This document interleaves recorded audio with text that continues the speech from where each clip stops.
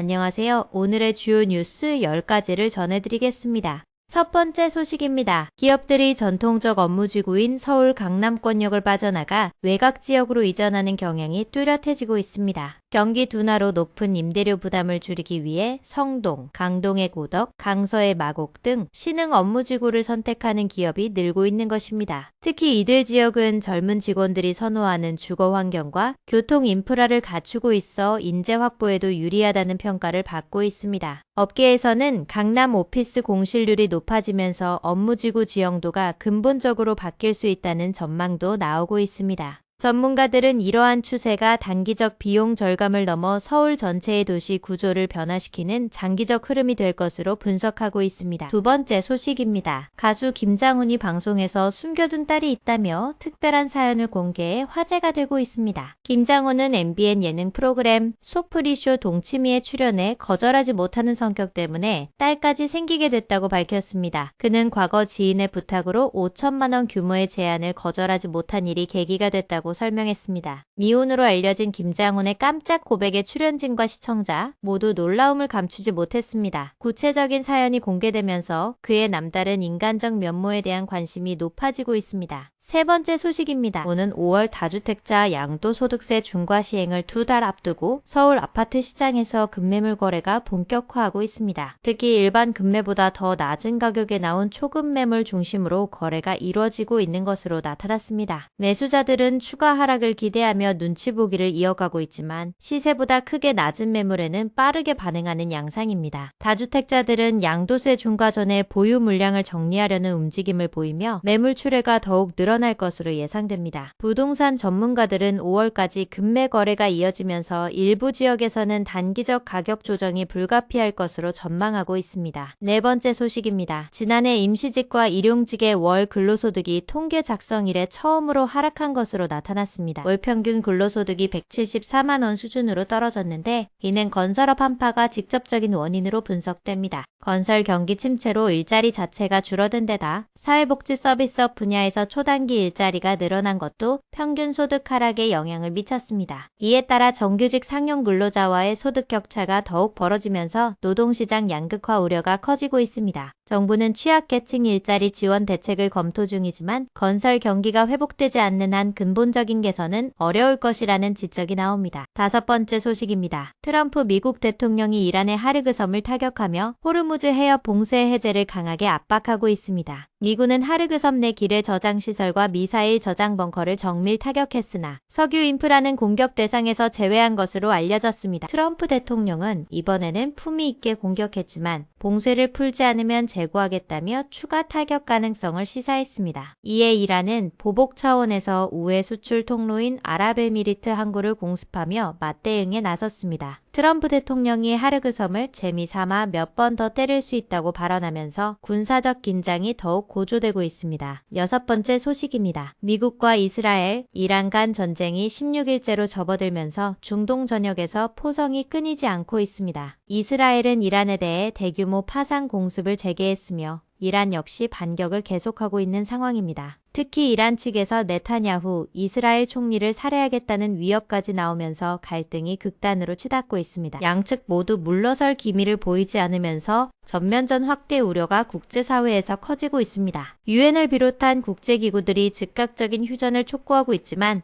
현재로서는 외교적 해법을 찾기 어려운 상황입니다. 일곱 번째 소식입니다. 중동 전쟁의 불길이 확산되면서 이스라엘과 이란 간 군사 충돌의 강도가 갈수록 높아지고 있습니다. 이스라엘 공군은 이란 내 군사시설과 핵 관련 시설에 대한 집중 공습을 이어가고 있는 것으로 전해졌습니다. 이란도 탄도미사일과 드론을 동원한 대규모 반격에 나서며 전쟁이 소모전 양상으로 전환되고 있습니다. 이 과정에서 민간인 피해도 늘어나고 있어 국제 인도주의 단체들의 우려가 깊어지고 있습니다. 중동 지역 전체가 전시체제에 돌입하면서 글로벌 에너지 시장과 경제에 미치는 파장이 걷잡을 수 없이 커지고 있습니다. 여덟 번째 소식입니다. 중동 사태 여파로 원달러 평균 환율이 1,476원을 기록하며 외환위기 이후 가장 높은 수준에 올랐습니다. 전쟁이 장기화되면서 고유가 국면이 이어지고 이에 따른 무역수지 악화가 원화 약세를 부추기고 있습니다. 시장에서는 심리적 저지선으로 여겨졌던